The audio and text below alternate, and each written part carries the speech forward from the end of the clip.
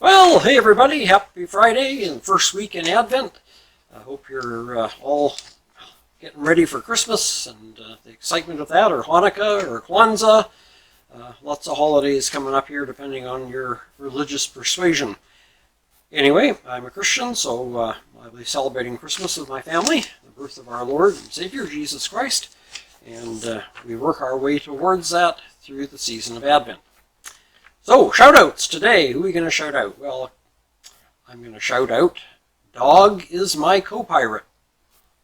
And if you haven't checked out Nathan, you should go do that. Good channel. You'll enjoy it. And the second one I'm going to shout out is Good News Travelers. It's Brenda and Mark. They're down in Nevada. They used to live down in Henderson, and now they're full-time RVing. While Mark is retired, and nice couple and their pets, and full-time RVing, and just good Christian folks. So go check out Good News Travelers. And the first one again was Dog is My Co-Pirate. I'll throw in a third one. Check out Treasure Jack, another good Christian fellow down in Florida who does metal detecting. Dog is My Co-Pirate is a metal detecting channel as well, along with a few other things, and Treasure Jack is a treasure/metal detector channel, and Good News Travelers are a little bit about RVing, a little bit about pets, a little bit about the good news, and a few other things. So, 3 channels, all good channels to check out and show some love and support to. Alrighty, and now it's story time. Ever wondered about the song Blue Christmas? I'll have a blue Christmas without you. I'll be so blue just thinking about you. You'll be doing okay.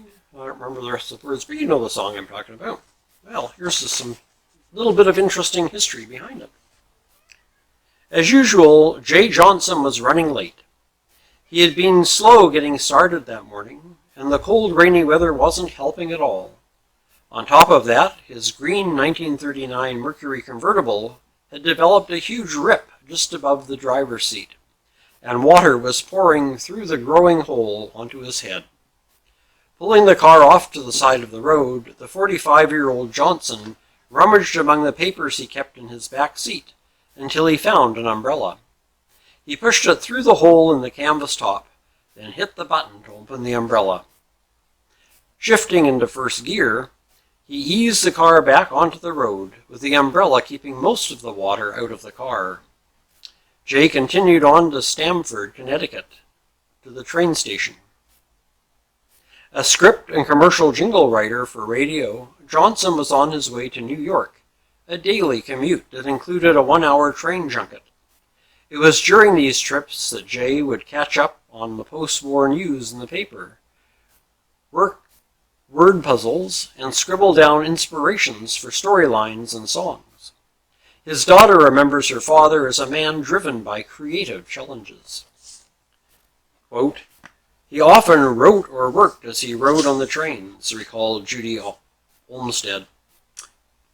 "I'm sure that if he were alive today, he would have had a laptop computer. He loved to play with words. He made up all kinds of limericks and poems. He wrote for some of the top shows on radio and later on television, too. He was a vaudeville veteran, played around with Broadway shows, and even published dozens of songs. Some of their titles were almost as funny as the lyrics. They included Peaceful, Little Wedding Bells, Telephone Fever, Sunday Afternoon, and one of my favorites, Peter Pan the Meter Man.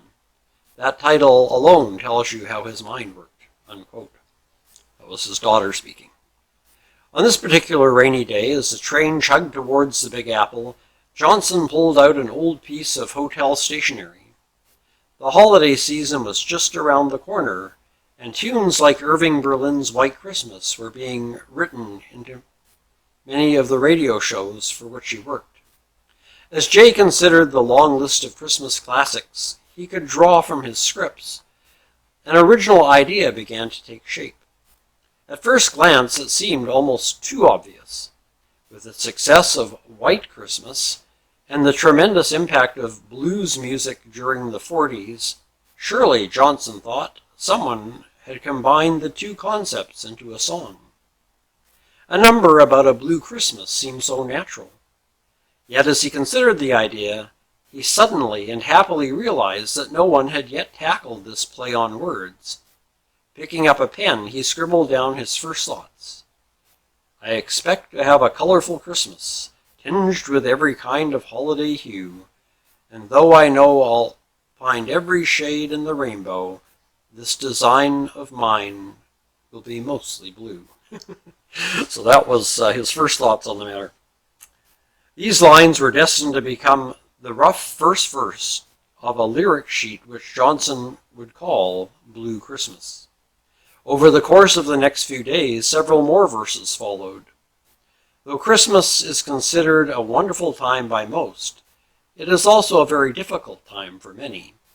Being alone in a holiday period when family and giving are so important would be tough enough without being bombarded at every turn by the very happy and joyful nature of Christmas. So while Christmas brings real happiness and anticipation to millions, J. Johnson's verses spoke to those forgotten souls who would face the holiday season alone. Once Jay was satisfied with all his words and seemed assured that he had written something special, he met with a friend and composer, Billy Hayes. Though no one recalls, Hayes probably offered a few suggestions about the lyrics. Before the two men finished the song, Johnson's first two verses were dropped. Using the writer's later lines, Billy neatly wrapped the package up with an appropriate musical score. The finished product would then be sold to Choice Music. Blue Christmas was copyrighted in 1948, and Choice Music immediately began to shop their new holiday number.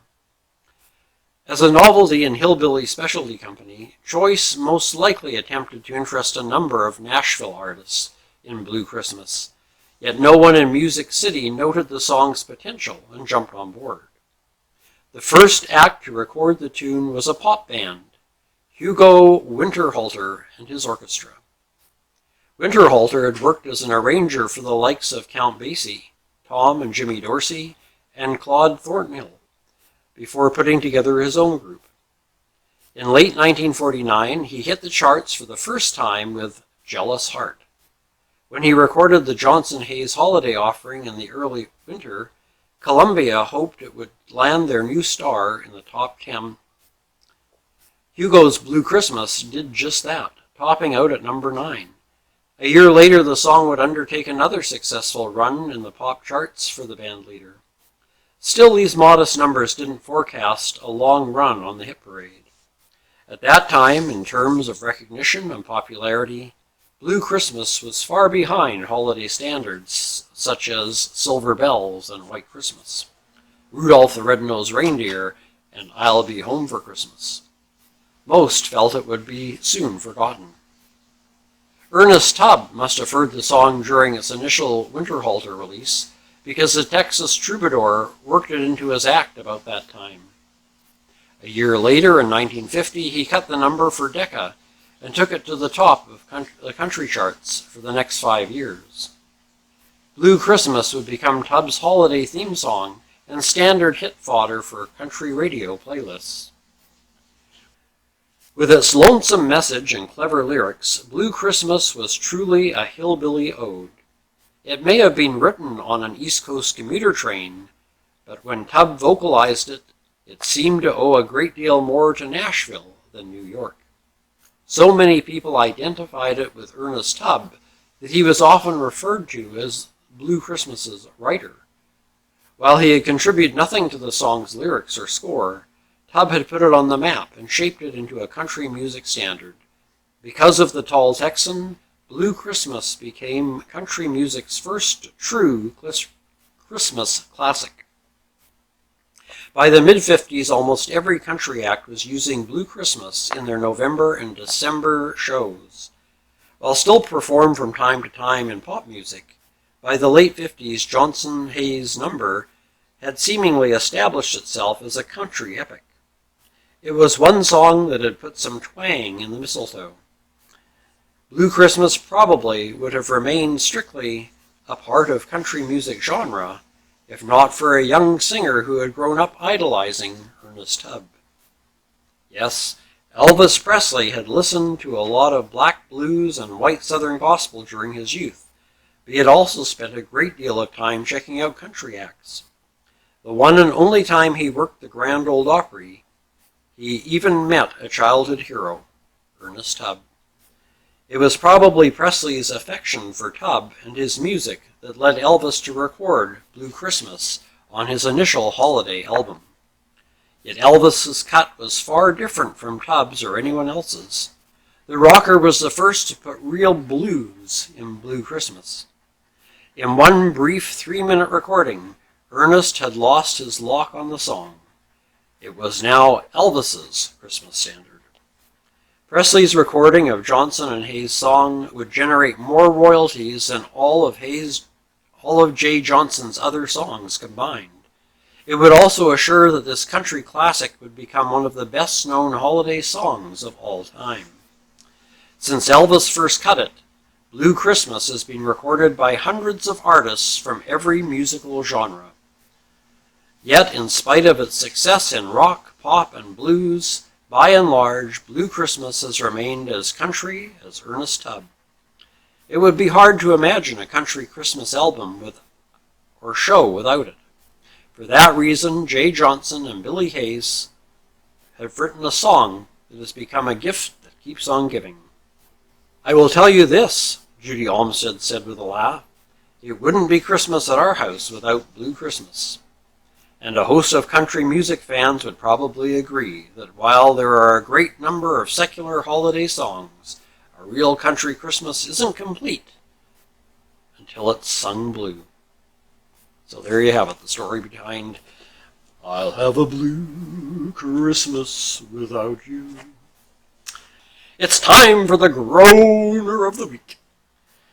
Well, back quite a few years ago, an elderly gentleman was sitting on his front porch out in the country on a farm road, and as he sat there, he watched a cloud of dust coming down the road. Finally, a car got close enough and came to a sliding halt in front of his house. A cloud of dust blew past. The driver of the car honked the horn and yelled up at the house to the older man, "Give me directions to Jacob Schmidtbauer's." The old guy says, "Pardon?" Says, "You, give me directions to Jacob Schmidtbauer's." So the old man gets off the porch, walks down to the car, and he says, "Well, you drive down this road about 3 miles, you come to a covered bridge, go across the bridge, take the first road on your left, travel down that for about a mile," and he carries on with directions. And he looks at the fellow and says, "You got that?" The guy says, "Yeah, I got it." And he rips off, almost runs over the poor fellow's toes with his car, doesn't say thank you, hello, goodbye, or anything else, and leaves in a cloud of dust. So the old man goes back up to the porch and sits down. Well, darned if about 45 minutes later, he watches a cloud of dust coming down the road, and same car slides to a stop in front of his house. The horn honks, and the man gets out of the car and slams the door and says, "You old idiot, what's wrong with you? I asked you for directions to Jacob Schmidtbauer's house. And here I am, all you did was send me around in a circle, and I'm back here again." And the fellow says, "Yep, you can follow directions." The old guy says, "Well, yes, I can follow directions. What do you think I am, some kind of ignorant, no good city boy or something? What's wrong with you?" "Well, you asked me for directions to Jacob Schmidtbauer's house." "Yeah, I did, and here I am back where I started." "Well, here you are at Jacob Schmidtbauer's house. I'm Jacob. What can I do for you, fella?" "Well, why didn't you tell me that in the first place?" "Well, you didn't ask who I was. You didn't ask where you were. You asked me to give you directions to Jacob Schmidtbauer's house. So that's what I done, and here you are. I got you where you wanted to go." So there you go. Remember, don't ask for directions. Ask if you're where you need to be. Alrighty. Hope you've enjoyed this, And we'll see you on Tuesday, and we'll do something. I don't know what we're going to do yet, but we'll do something fun. Alrighty, until then, have a wonderful weekend. Take care. Stay safe.